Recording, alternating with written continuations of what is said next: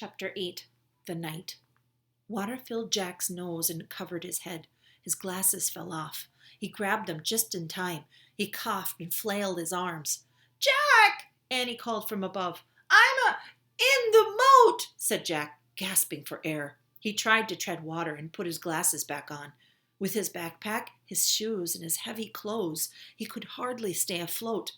Splash! "Hi! I'm here!" Annie sputtered. Jack could hear her nearby, but he couldn't see her. "Which way is land?" Annie asked. "I don't know. Just swim." Jack dog paddled through the cold, black water. He heard Annie swimming too. At first it seemed as if she was swimming in front of him, but then he heard a splash behind him. "Annie!" he called. "What?" Her voice was in front of him, not behind. Another splash. Behind. Jack's heart almost stopped. Crocodiles. He couldn't see anything through the water-streaked glasses. "Annie!" he whispered. "What?" "Swim faster!" "But I'm here. I'm over here, near the edge," she whispered. Jack swam through the dark toward her voice.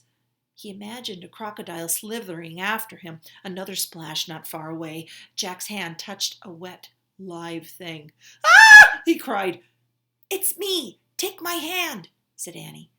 Jack grabbed his hand. She pulled him to the edge of the moat. They crawled over the embankment into a wet grass. Safe. Another splash came from the waters. "Oh, man," Jack said. He was shivering all over.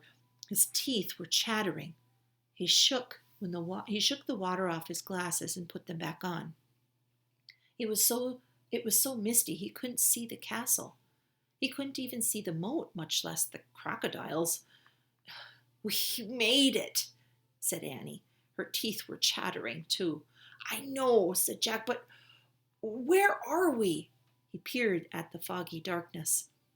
Where was the drawbridge, the windmill, the hawk house, and the grove of trees? The tree house. Everything had been swallowed up by the thick, soupy darkness. Jack reached into his wet backpack and pulled out the flashlight. He pushed the switch. No more light. They were trapped, not in a dungeon, but in the still, cold darkness.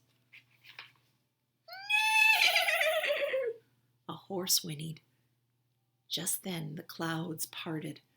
A full moon was shining in the sky. A pool of light spread through the mist. Then Jack and Annie saw him, just a few feet away, the knight. He sat on the black horse.